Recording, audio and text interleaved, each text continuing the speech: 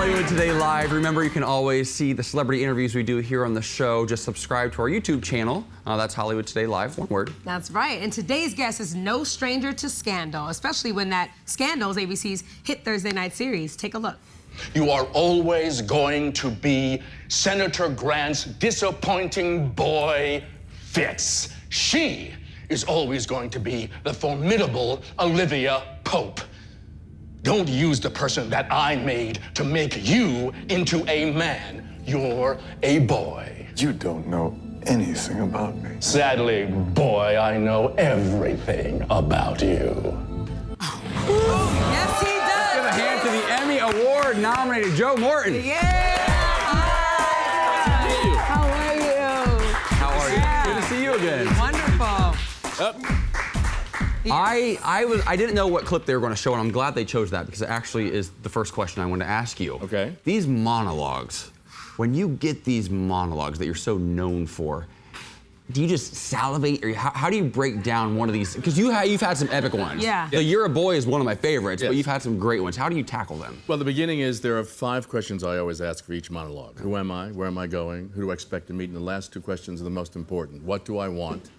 And how far am I willing to go to get what I want? Wow. That on top of the circumstances. In that particular monologue, basically you have a black man in chains, sitting down, talking to a white, Southern president of the United States and a Republican. So that alone sort of gives a lot of fodder.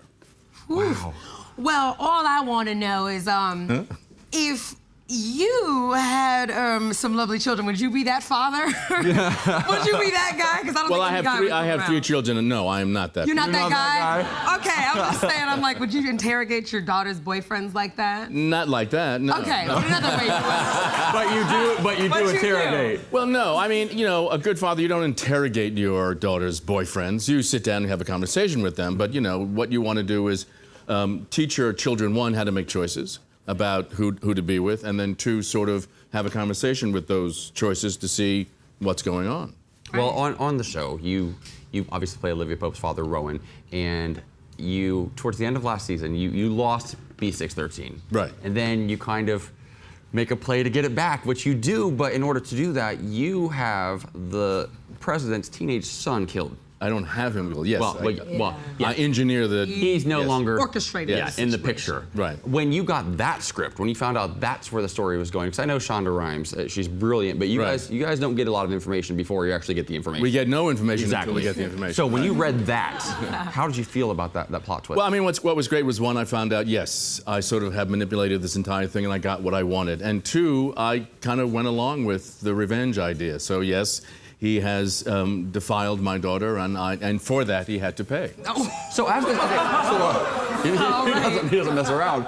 So as the series unfolds, how do you say you get to that point where you realize, okay, like you said, I've been doing these things all this time. I didn't realize that's what I was doing because I didn't have the scripts coming up. Looking back, are there choices you would have made differently as an actor then? No, one thing I learned very quickly is that whatever Rowan basically says, that's what he's probably doing, even if he doesn't tell you directly. So all the way through the course of last season, whatever I said, that's my history, right? That's what I said I was going to do. I said, I promised my daughter he would be president. I promised I wouldn't kill the president. Which you did. Yeah. Which I didn't. Which he didn't. That's the twist. He didn't. Yeah. That's He true. didn't. I didn't say anything about anybody else. Right. So I think basically that's the history, is that as time goes on and you keep doing one episode after another, that's your history, whatever else you want to bring to it. But that's the history that I have.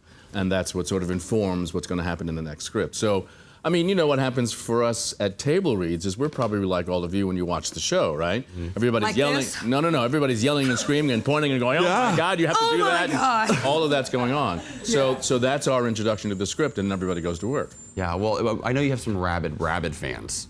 Gladiators, as Yes. they're known. Yes. And this weekend, I actually went to an event Thursday. Gladiators Unite was this weekend, and Yes. you actually made an appearance. We actually have a fan who does an after show, a Gladiator or a Scandal after show, super fan in the studio. Right. Yeah. And he has a question for you. And Okay. oddly enough, you guys are wearing the same hat, which Crazy. Who That knew? was not planned. We it away. enjoy the same haberdashery. So what's your question? My question is, because I know, you have a weird relationship with Fitz. You hate him. You have a weird relationship with Olivia, but you love her. Olivia loves Fitz, and Olivia loves you to a certain extent. If it came down to it and Olivia had to choose to save you or Fitz, who do you think she would save? That's a hard question, one, because I can't answer for Olivia. I don't know what choice she would make. One would hope that she would choose her father over this married man who's a boy. That's the hope, but I couldn't tell you definitively one way or the other. Okay, then how about this then? Rowan, is there anyone that's safe? If it came down to protecting the Republic or protecting Olivia Pope, what choice do you think that Rowan would make? I think the choice he would try to make is to do both, which is what he does all the time. That's the conflict, right? Is to figure out a way to both protect the Republic and make sure that his daughter is okay. I think there are warnings that he gives her all the time. One of those monologues that you referred to before out in the park where I told her to run. Yes. Told her to get out of town because stuff was going to start to happen. It's up to her to take that advice or not. And then if she doesn't take that advice, basically what Rowan does is figure out a way to give her and himself what needs to be given. Right. Well, Kerry Washington, I love her as an actress. I think she has taken a lot of risk, character-wise. So how's it been working with Kerry and seeing her transition on the show as Olivia Pope throughout the seasons? Well, it's interesting because you have to remember I didn't join the show till the end. Till later. Till the end of the second season. Right. So she was well on her way to having developed that character. Right. What made it interesting for us was when I joined the show, I was the only one who knew that at the end of season 2, it was going to be revealed that I was her father. Kerry didn't know that. So that was an interesting sort of afternoon because we had to shoot that scene 4 or 5 different ways. We didn't know what the nature of our estrangement was. We didn't know what we had been before. We didn't know anything. So we had to try to figure out what is this meeting. Well, you've become a very serious part of the show very quickly and definitely influenced her character and all those storylines. You're Emmy nominated. Yes. How does that feel? How does that feel? It's amazing.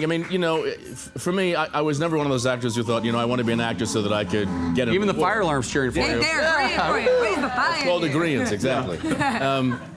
So you don't take a role, you don't take a job, hopefully, with the idea that you're going to win an award. So when it happens, it's icing on the cake as far as I'm concerned.